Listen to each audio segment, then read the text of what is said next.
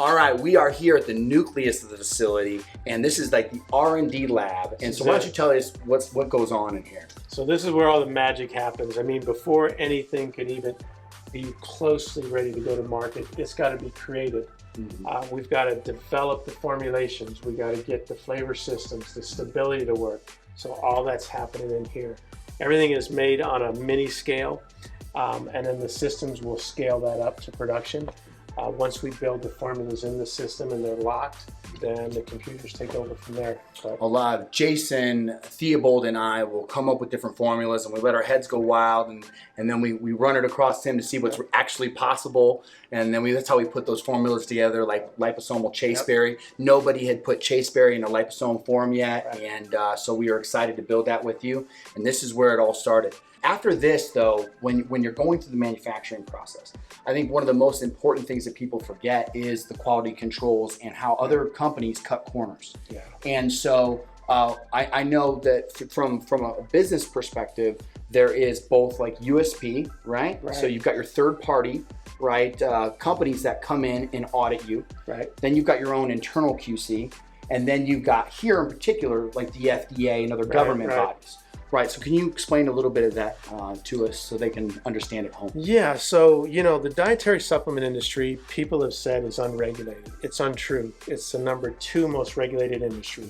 Nuclear, dietary, then pharmaceutical. People go, no, drugs are more regulated. No, drugs have to do research. They've got to do studies to make claims. But the manufacturing is not as regulated as dietary supplements. So the R&D process of pharmaceutical is really very dramatic. Complex, because the difference between a drug and a supplement is they can make a claim because they've proven it. That's the only difference. That has nothing to do with pharmaceuticals and nutraceuticals. That's a whole different animal. I mean, if you could prove that vitamin C cures scurvy, which we have, but if somebody would make a drug on it, then vitamin C could be a prescription item.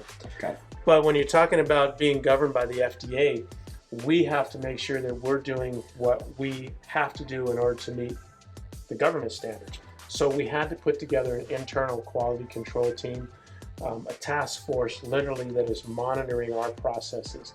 This is going on a daily basis. Then we hire third-party auditors to come in, like the Montana Manufacturing Board, NPA, UL, and FormSport, to come in and make sure that we are doing everything that we need to, so when we are audited by the government, we're going to pass. Yeah. Because sometimes it's like anything, you can be looking at something all day long and it becomes, you oversee it, but another set of eyes will pick out things that you might not have seen. Absolutely. So let's walk them through just a quick shot of what that might look like and how we're different. Raw materials come in and they're already tested right away, correct? Correct. Everything that comes in is thoroughly tested for identity, purity, meaning that it's pure enough. It could be the product, but if it's not pure, it's not going to meet our standard. We reject it.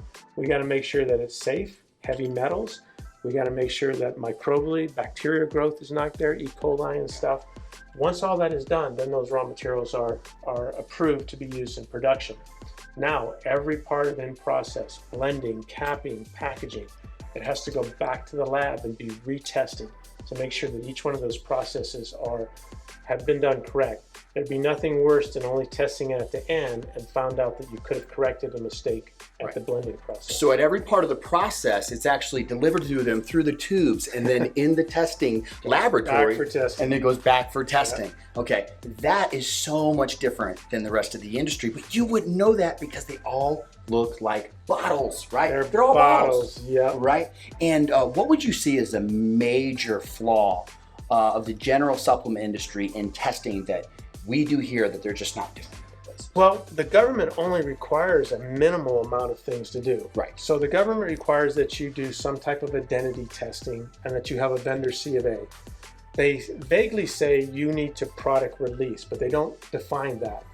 Every auditor defines it a little bit different. So again, you could spend a minimal amount of dollars on a $15,000 piece of equipment, and you can have all your QC done in an hour.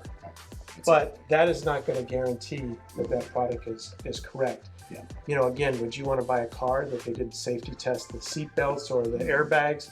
Well, I surely wouldn't want to ingest a supplement from a company that couldn't prove that they did go through all the testing protocols to make sure that it was safe and not contaminated with drugs and such. And NuEthix takes this so seriously. It's my job as part of the chief science team is to look at their internal QC, right? Because really the ethical foundation of a company is not in the standards set by another governing body. Because as like for here, you have raised the standards above any government, any third party, a tenfold. And that is why we chose them, because it's really what's going on in their internal company choices on how to stay ethical and make a great product that make the most difference. And you're never gonna know that. And that's why you have to trust certain brands and then some of the third parties that we are able to establish with the factory or where they're produced, right? And part of what you're seeing here is, you know, NuEthix is behind the scene. Any brand can tell you they're the best. They can talk a big smoke and mirror screen, but if they can't actually show you that it's made in the USA, where it's made, by coming in and seeing everything that's happening behind the scenes, we're sharing that with your customer. And again, that's important. If other brands can't do that, don't take them. All right, you've shown us the intake process, the testing process, the R&D process. Why don't you show us the last stage of the process before they head out of the facility? All right, let's go.